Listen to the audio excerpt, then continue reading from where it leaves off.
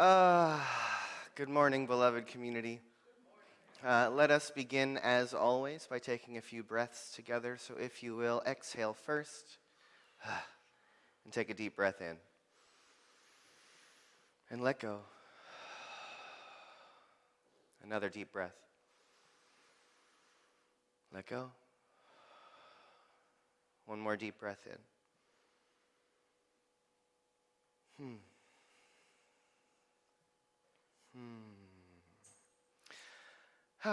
And so, this year, 2022, as many of you know, we are engaging in what we're calling our year of inner and outer permaculture. And we are exploring the 12 principles of regenerative agriculture, also known as permaculture, as our 12 months themes. And because we're in a new month, we're going to recap really quickly. And so January, our theme for the month was the principle observe and interact. Right? And we were reminding ourselves that permaculture is about looking to nature, looking to the nature of life itself, and learning how we can replicate that to create thriving in our own lives. Right? And so observe and interact was this reminder that we are not here to impose our will on the world, that if you want to develop a garden or a space, to spend the time observing the rhythms and the patterns of water and shade, and letting the land invite you to design from what is there wanting to rise up as opposed to throwing our will on top of it, right? And we've been talking a lot over the last few months about the difference of being exiled from the Garden of Eden and given dominion over the world to being a steward of the garden itself, right? That there's a shift in story. And so in February, then we moved to the principle use and value diversity. And we talked a lot about the idea that when we look to our current system of agriculture, we grow in what's called monocropping, one crop in rows, right? And we know that that's incredibly dangerous, that when only one species is allowed to exist in one place, infection and viruses and all sorts of things come in that we then have to mitigate with all sorts of chemicals and fertilizers and all of that, right? And we've discussed it, that's the same of our thoughts. We cannot live in a monoculture of thinking. We know from social media what the echo chamber creates, and that if we are only surrounded by one way of thinking, then the viruses or conspiracies start to crawl into our minds, and we spin and spin and spin, and we need the diversity of perspective. We need the diversity of experience. We need a diverse, thriving ecosystem, whether it's in nature or in community, for all of us to be able to lean into the web that supports our thriving, right? So then last month we talked about the principle design from patterns to details, right? In that observe and interact, you're looking at the patterns and the flows of energy that move through the land. Based on those existing patterns, then you create the details of the experience of what grows where. And in Science of Mind, we talk about everything emerges from the pattern of the One, from the consciousness of God. And it's through those divine patterns, through the patterns of thinking, through our patterns of choice, that we then create the details of our life, right? So that's 3 months in 2 minutes. That's where we are as of right now. April, we have a new principle we're going to explore all month. And April's principle is produce no waste. Oh, good, yeah, right? So, but this could be challenging, right? And so we're going to talk about this over the course of the month on a physical level, on a metaphysical level, on a mental level, on a spiritual level. And what does it mean to produce no waste, right? And we're going to look at this because a huge piece of this conversation of our year of inner and outer permaculture is giving us all a lens to say, how do we clean up the cognitive dissonance in our life between what we say we think and believe and value and what we actually choose and do? Right? And that so often we claim we think, believe, or want to be one thing, and then we spend the rest of our life acting a different way. And that cognitive dissonance allows us to not create what we want, right? If who we are is designed in a way that all of our intentions and values are in alignment, then we become a creator. We become a co-creator with life. We become someone who is demonstrating the power of our thinking, right? But so many of us have our intentions split in so many different ways that we don't create a lot intentionally. A lot is just happening. right? And so this week, the way we're going to look at this is to remember first that nothing is ever wasted, right? If you look to nature, if you look to a forest, there is no concept of waste that exists in nature. Everything we think of as waste is nutrients. It's what's necessary to feed back into the system to make everything more healthy and more thriving. And let's think about this as we look at our own lives, as our own paths moving through our choices and experiences. How many of you were born, knew exactly where you wanted to go, and it was a perfect straight line from here to there? No, you're all laughing, but I don't see any hands up, right? It's because the path we walk through life is a weird, wandery, meandery thing, right? How many of you have ever walked a labyrinth? Right? And so a labyrinth is this sort of circular structure that has this path that moves in and in and in, and you're trying to get into the center, right? You bring your intention, you walk slowly as you walk through it. And I love a labyrinth because for many of us, meditating, sitting still looks like this.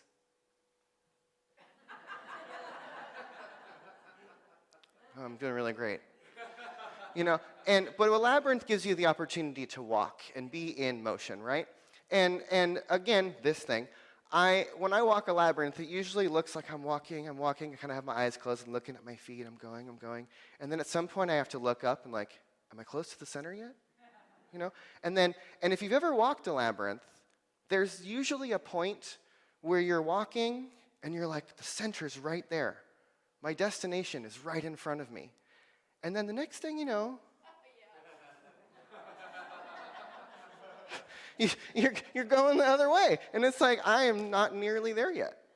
It looked like I was for a second, but then there was this whole diversion. And oftentimes that last turn takes you all around the outside and then right back into the middle, right? And so often in our lives, when we're moving towards where we want to go, it looks like we're going another way, right? And my path has been meandering in one direction for a very long time, right? And there's a point in our life where we can look at the experience we've been walking, no matter where we think we've been going, and remember that if we are tapped into a deeper sense of who we are, then everything we do is moving us towards where we're going. Even if you think you're going a different direction, it's because you needed to get something over there before you could get here. If you look at Joseph Campbell's monomyth, or the hero's journey as he calls it, there's this spiral of the story that we all walk through. And there's usually some call to an experience, and we set off to be, do, or have that thing. And then as we go through, there's I can't do that, I'm going to go away. Or there's the point where we lose faith and we get stuck in the belly of the whale, or we meet some great adversary, or there's all the things that are there on the journey.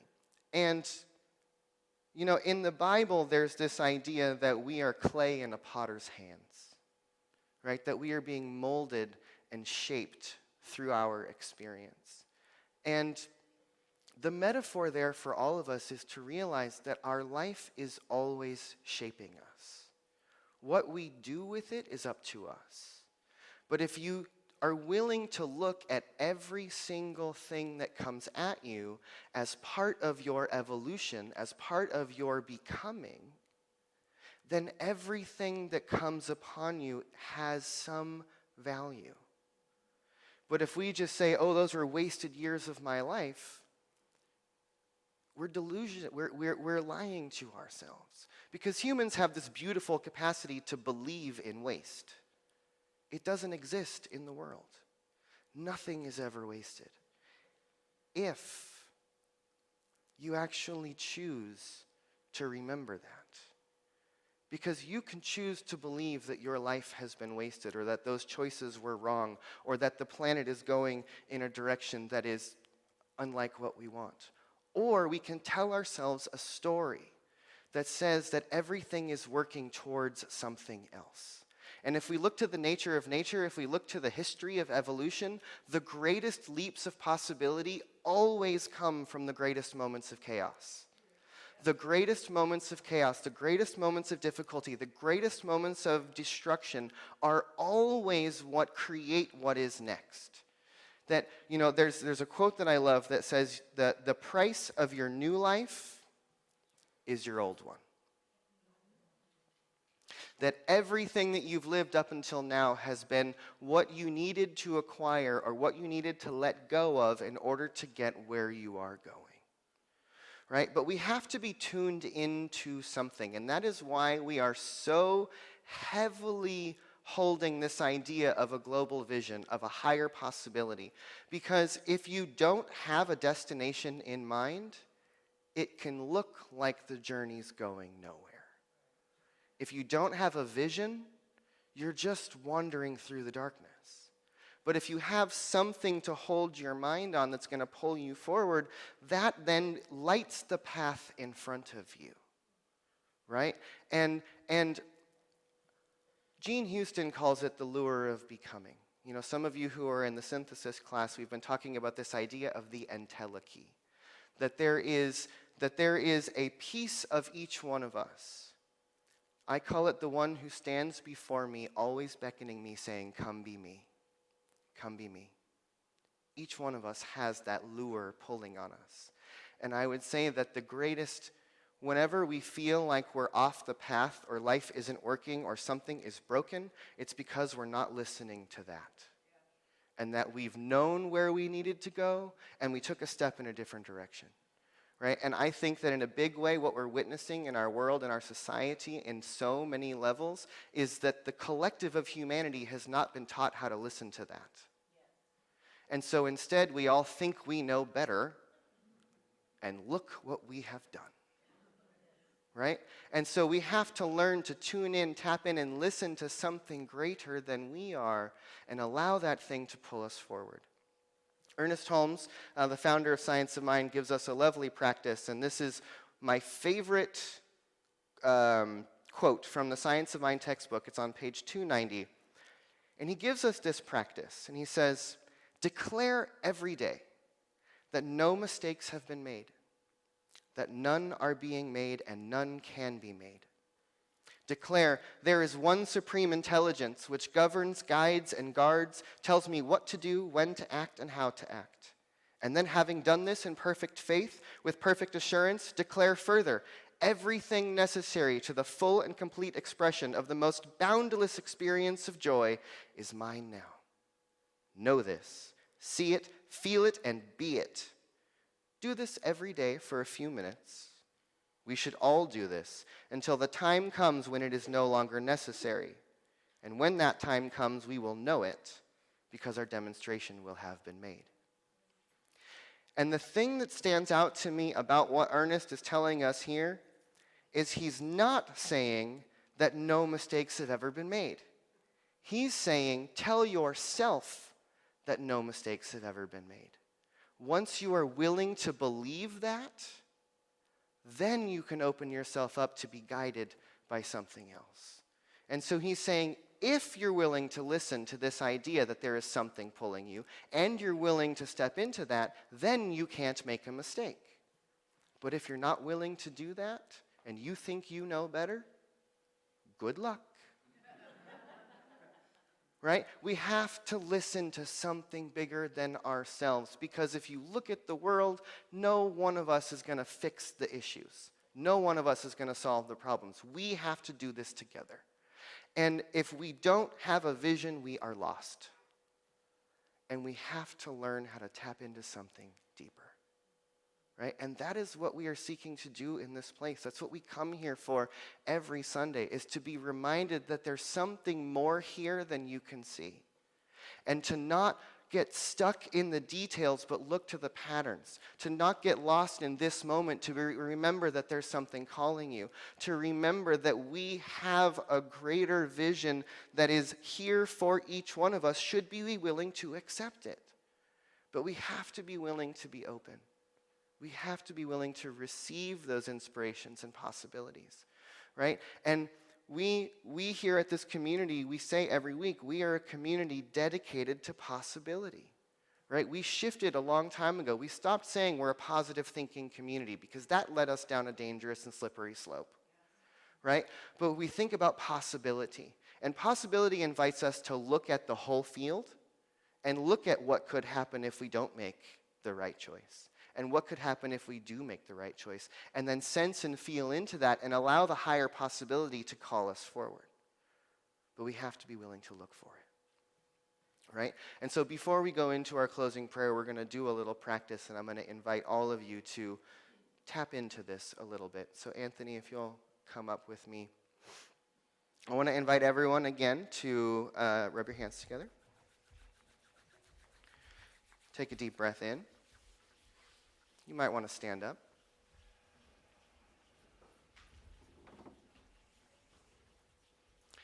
And on the next breath, I want you to place both of your hands out in front of you like you're playing patty cake with someone or putting your hands against a wall. And just take a deep breath in. And let go. And breathe again. And let go. One more breath. And as you breathe, allow your eyes to fall closed.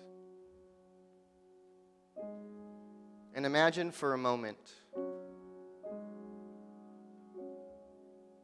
that there is one supreme intelligence that governs, guides, and guards, that's been whispering into your heart and mind all of your life, calling you forward. It's shown up as your dreams, as your longings, as your desires, as your intuitions. But there's been a presence with you all along. And if you're willing, I want you just to imagine that in this moment, you can sense that presence in this room.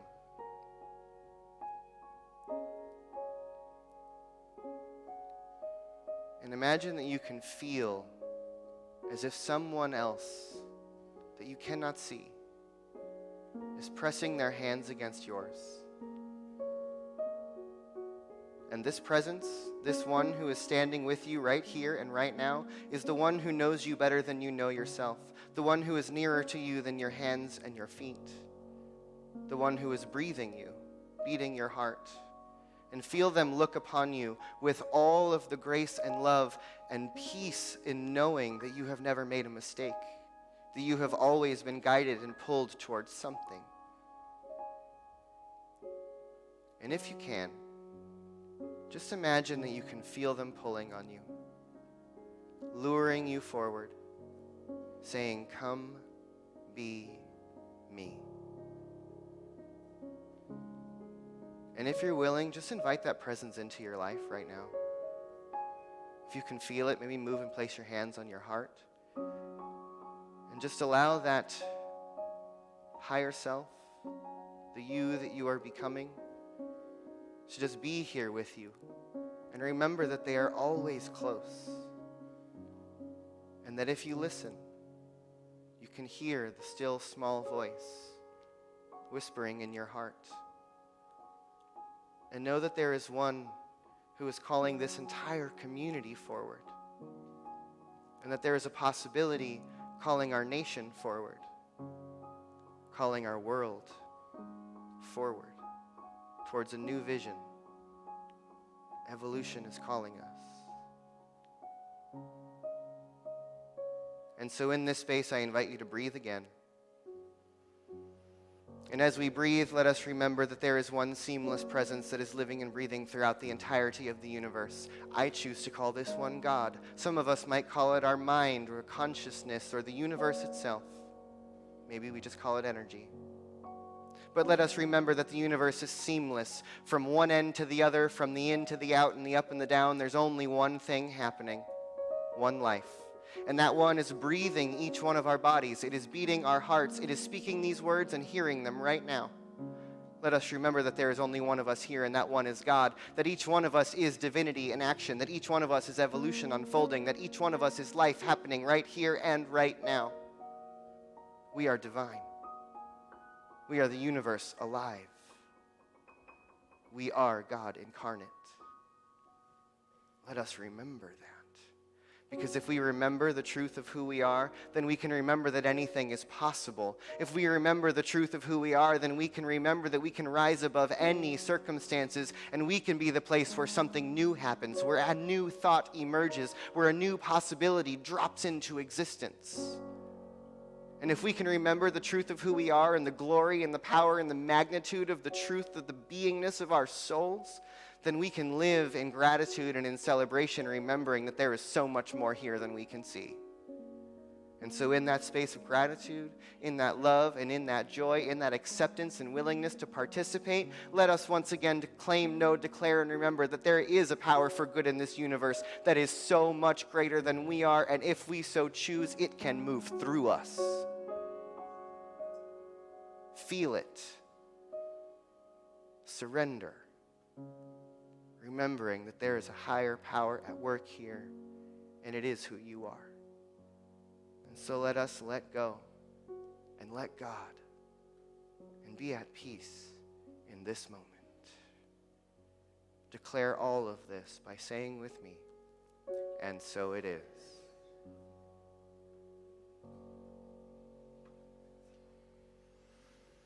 Thank you.